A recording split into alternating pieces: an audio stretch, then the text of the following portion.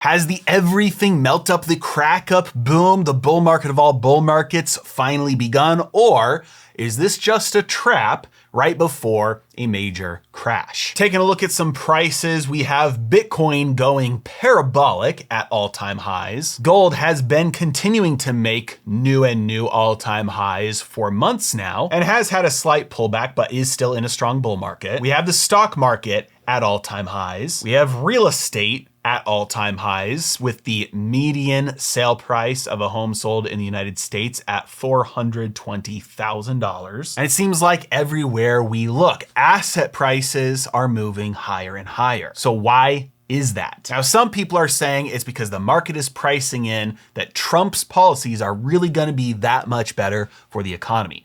But is that true? Well, it does partly have something to do with Trump, but it is far from the whole story. In fact, exploding asset prices like we are seeing right now may be signaling something much more painful for the broader economy. This is a melt-up. A melt-up is when all asset prices move up seemingly beyond reason, which is very different than a bubble. A bubble is classified by euphoria, fear of missing out, and it's always isolated to very specific asset classes at a time. Think the dot-com bubble, when brand new internet companies with zero revenue were trading for hundreds of millions of dollars. Think the tulip bubble back in the 1600s, when people were trading tulips and futures on tulips. Yes, the flower, and getting rich on it. There was tulip euphoria. Think about right before the financial crisis, when everybody was getting rich on single family homes and you had people buying multiple homes with ninja loans, no income, no assets, no job, and they were buying multiple homes thinking they were going to get rich from it. No renters, no tenants. Think in 2017, the crypto bubble, when Bitcoin started making the crazy run and all the other ICOs, initial coin offerings, were coming out. Think about in 2020, the meme stocks like GameStop, or the NFT bubble where people were trading JPEGs for millions of dollars. And there are plenty more examples, but in bubbles, you have isolated asset classes where there's euphoria, fear of missing out, and people who have no business making money. People who know nothing about finance are getting wildly rich, making stupid amounts of money, and telling everyone and their grandma to pile in. That is not what is happening today. Yes, everything is going up, with the stock market at all-time highs, Bitcoin at all-time highs, gold near all-time highs, real estate near all-time highs, but everything is going up. It's not isolated to one particular asset class, especially one that doesn't make any sense or has no revenue. There's no euphoria, and there's very little FOMO going around right now. In the words of Dash from The Incredibles, if everything is a bubble, then nothing is. In fact, what we are seeing happen right now, causing this melt up, is big money front-running inflation. Take a look with me at this chart. This is the money supply over the last couple of decades. If we zoom out to right before 2020, we can see that periodically the money supply started to grow faster. Right around in the 90s, it started to turn up and started to grow faster. And then right around 2009, it started to grow even faster. But zooming out to show the whole chart, we can see that all pales in comparison to the rate at which the money supply exploded in 2020. Now, since then, it has fallen back down. The Federal Reserve was really trying to shrink the money supply up until about July of 2023, when they abandoned their fight. And then if we zoom in to just the last couple of years, we can see the money supply bottomed about a year ago in October of 2023 and has been growing ever since. Okay, so why in the world am I pointing out all this about the money supply to you? Well, it's because of what the money supply does to prices, but more importantly, it's because of when it does it to prices. The money supply exploded in February of 2020, but the CPI, prices of goods and services, actually fell as soon as the money printing started in 2020. And in fact, it wasn't until a year later, in March of 2021, when the CPI got back to 2.6%,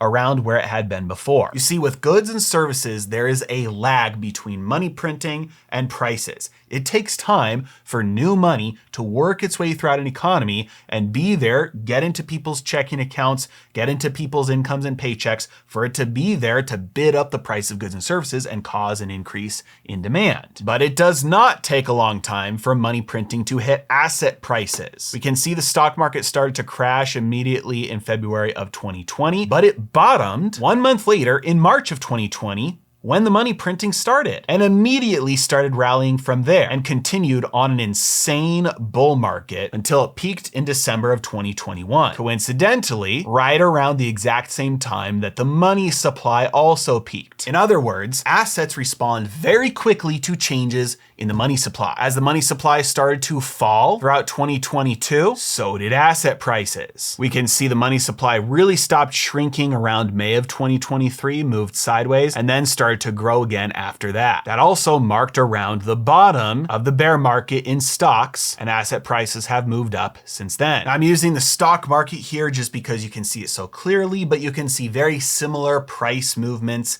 and reaction times across asset classes. I encourage you to go check for yourself. The point is, money moves assets first. The point is, money moves assets first. Only after that does the money supply change finally impact prices. So the market is telling us to expect inflation in goods and services. Why? Well, the first reason would be obvious. Take a look at the money supply. It's been growing for a year now, and we just had the first tick up in the inflation rate since March of this year. But what is the source? Why is the money supply growing? Well, the government is currently spending about $6 trillion every year and growing. But they're only taking about $4 trillion in taxes, which means they are borrowing about $2 trillion to make up the difference. All of these numbers are growing, but these are approximately the most recent numbers. Now, of the $6 trillion that the government is spending every year, over $1 trillion just pays the interest on the current debt pile. To put this into perspective, let's say you make $60,000 per year. Imagine you had to spend $10,000 per year just to pay the minimum payment on your credit card bill, just to cover the interest. It doesn't touch your principal, just to pay the interest on your credit card bill. You're paying 10 grand a year and you only make 60. That's called bankrupt, folks. The other important thing to note about current government spending is that the vast majority of it is entitlements, things that are legally mandated to be spent. It's not the discretionary stuff, it's the mandatory stuff. The likelihood that over the next couple of years, the government shrinks its spending by a meaningful amount is very, very small. Remember, government spending is controlled by Congress, not the president. And every single one of those members of Congress is going to fight tooth and nail to make sure that they keep every single dollar of government spending for their constituents. So all roads point to more government spending, which means the amount the government has to borrow continues to grow. And that's not even mentioning the expected tax cuts, which means if the spending stays the same, but the amount the government takes in taxes goes down, the amount they borrow by definition has to grow. Now, I'd like to point out something else that you might find a little bit interesting. The current money supply in the United States is just over $21 trillion, but the national debt is $36 trillion. The national debt, the amount of dollars the government owes, is far more than the total number of dollars that there are in total in the financial system. We don't need to get into the details of how this happens, how the financial system works so that there's more dollars owed than there are actual dollars that exist. It's basically because of rehypothecation. You deposit $1 in a bank, it gets loaned out to somebody else, which goes as a deposit into somebody else's bank account. It gets loaned out to somebody else, which goes as a deposit into somebody else's account. That's where dollars come from. They're just loaned into existence. So there will always be more debt than there are actual dollars. But just from the government's debt alone, there are simply not enough dollars in the system to keep the train going. So how does it keep on going? Well, it keeps on going because the money supply keeps on growing. In other words, when push comes to shove, the money printer turns on. New money gets loaned into existence by loaning it to the US government so the government can then spend it. So as the US government borrows more and more in order to continue fueling more and more spending, the total money supply will grow. This increased money goes throughout the system, pushes up prices. Those who know what to expect will buy assets first. And then as that new money works its way throughout the economy, it pushes the prices of goods and services for everybody else. And just as a note, wages are after goods and services, because once the cost of living goes up, then it shows up in the inflation reports, and then the cost of living adjustments for increases in wages hits people's paychecks. So inflation is, by definition, a wealth transfer from the poor to the rich, because the rich people, we buy assets. Those asset prices go up, we get richer. If my grocery bill goes up from $1,000 to $1,100 to $1,500, it's not gonna matter much to me. But somebody who is on minimum wage, who has no savings and definitely not enough to put anything away into assets, their cost of living goes up first and their grocery bill goes up. That's a meaningful amount. I remember when I was making $40,000 a year with my wife and new kid at home, there was no room in the budget for prices to go up. We had like $350 a month to spend on groceries, and that was it, which meant if prices went up, we had to just buy less food. Now, thankfully, we didn't have inflation during that time, but we do now. And there's people in that position now, and they don't get their pay raises. Their paycheck doesn't go up until after the inflation already happens. So money printing is an indirect wealth transfer from poor to rich. Now, keep in mind, this will also continue to make debt more expensive. There's a reason why interest rates have started skyrocketing ever since the Fed started cutting, because the Fed only cuts the short-term interest rates. That's the rate that the federal government borrows at, not the rate that you and I borrow at. So as the Fed cuts rates,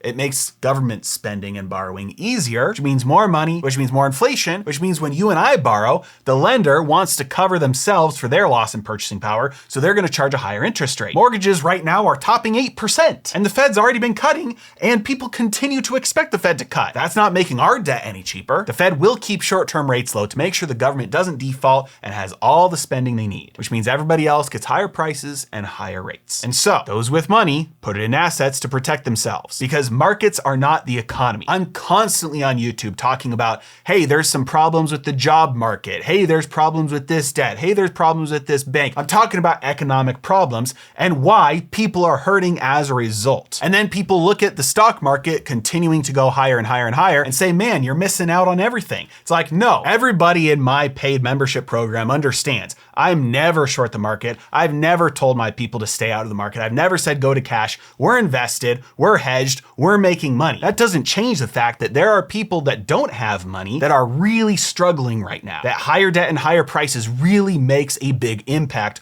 on many Americans' lives. And as asset prices move higher and higher and higher, not only does it price people out of investing, or at least makes it harder, that barrier to entry is higher for people to start building wealth for themselves, but it is also a signal that the people who have the money know what's coming, and that's more economic pain. Not for those of us who are already on the right side of the fence, but for everybody else it does make it harder. And the harder it gets from that inflation and higher rates, the higher asset prices will go. And if you doubt this is how things work, just look at asset prices anywhere you've seen hyperinflation, because these are the extremes where you can really see the outliers of how these things work when they hit their extremes. Look at the stock market and prices of gold in the Weimar Republic hyperinflation. Look at Venezuela's stock market. Every single time you see money printing just go to finance the government spending, you see asset prices just absolutely explode. This is how the money printer works. This is the melt up. All roads are pointing ahead towards more inflation, regardless of who's in office, regardless of the policies. Which means if you're not already on the right side of the fence, you need to make that your #1 priority. And if you'd like me to help you apply ideas like this to your investing so you can grow your portfolio, protect it during times of crisis, make sure you click the link in the description below. As always, thank you so much for watching. Have a great day.